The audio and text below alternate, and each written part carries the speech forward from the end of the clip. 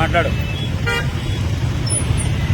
మొదటగా ఈ 77 ఏళ్ల స్వాతంత్రంలో స్వాతంత్ర దినోత్సవ శుభాకాంక్షలు అని చెప్పడానికి కూడా మనసు రావట్లేదు.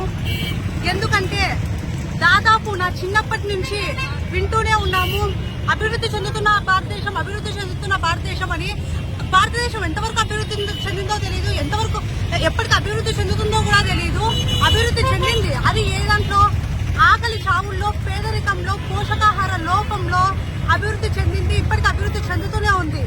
ఎందుకంటే ఎంత విచిత్రమైన పాలనలో మనం బ్రతుకుతున్నామంటే, ఏ ప్రభుత్వాలైతే అత్యాచారాలను, మహిళలపై అత్యాచారాలను, దాడులను ప్రోత్సహిస్తున్నాయో ఆ ప్రభుత్వపు దుర్మార్గపు పాలనలో మనం ఇప్పుడు బ్రతుకుతున్నామనేది నిజం, వాస్తవం ఇది. ఎందుకంటే మనము చూస్తూనే ఉన్నాం, గుజరాత్ మారణ హోమంలో బిల్కిస్ బానో ఏ విధంగా నష్టపోయిందో మనం చూస్తున్నాము.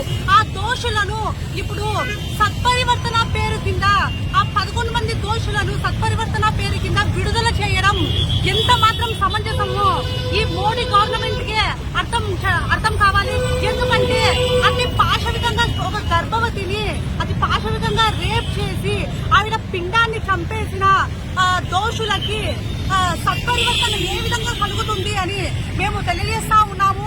అలాగే ఈ రెజ్లర్లు, మహిళా రెజ్లర్లు, మీ కేంద్ర మంత్రి బ్రిజ్భూషణ్ గారు మా మీద లైంగిక వేధింపులకు పాల్పడుతున్నారు కాబట్టి ఆయన్ను తొలగించండి, మాకు రక్షణ కల్పించండి అని చెప్తా ఉన్నా కూడా, అని రోడ్లపైకి నిరసన తెలుపుతా ఉన్నా కూడా, కానీ ఆ మహిళా రెజ్లర్ల పైనే తిరిగి మళ్ళీ అక్రమంగా, అన్యాయంగా కేసులు పెట్టి వారిని కేసులు పెట్టడం చాలా దుర్మార్గం. అలాగే నిన్న కోల్కతాలోని ఒక ప్రైవేట్ ఒక మెడికల్ యూనివర్సిటీలో చూస్తే జూనియర్ డాక్టర్ పైన రేప్ జరిగింది, అత్యాచారం జరిగింది. దీనిపైన ఎటువంటి స్పందన లేదు ప్రభుత్వం నుంచి.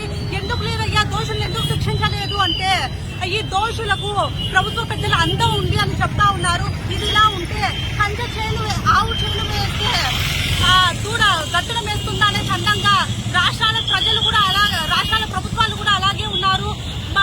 నిన్న వైసీపీ ప్రభుత్వం దిశ పేరుతో ఒక చట్టాన్ని తెచ్చింది. ఆ చట్టం ద్వారా ఎంతమంది అత్యాచారం చేసిన నిందితులకు శిక్ష పడిందో మాకు తెలపాలి.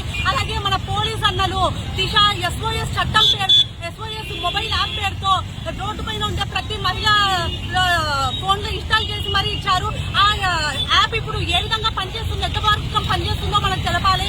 అలాగే ఇప్పుడు నూతన ప్రభుత్వం, తెలుగుదేశం NDA గవర్నమెంట్ ఏమి చేస్తుందో తెలపాలి. ఆవిడ మహిళా హోంమంత్రి, మేము మహిళలకు రక్షణ కల్పిస్తాం, డ్రగ్స్ పైన ఉక్కుపాదం మోపుతామని చెప్పి కూడా 3 నెలలు కావస్తుంది.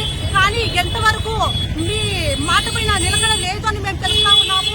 అలాగే విశ్వవిద్యాలయాల బీసీలను కడపలోని యోగి వేమన విశ్వవిద్యాలయంలో ఒక బీసీని అత్యున్నత ఒక విశ్వవిద్యాలయాలు జ్ఞానానికి ప్రతీకలు, అటువంటి విశ్వవిద్యాలయాల బీసీలను కామాంధులకు కట్టబెట్టే ఒక దుర్మార్గపు పూరిత చర్యలను ఈ టీడీపీ ప్రభుత్వం తెచ్చింది. కాబట్టి మేము దీన్ని పూర్తిగా ఖండిస్తా ఉన్నాము.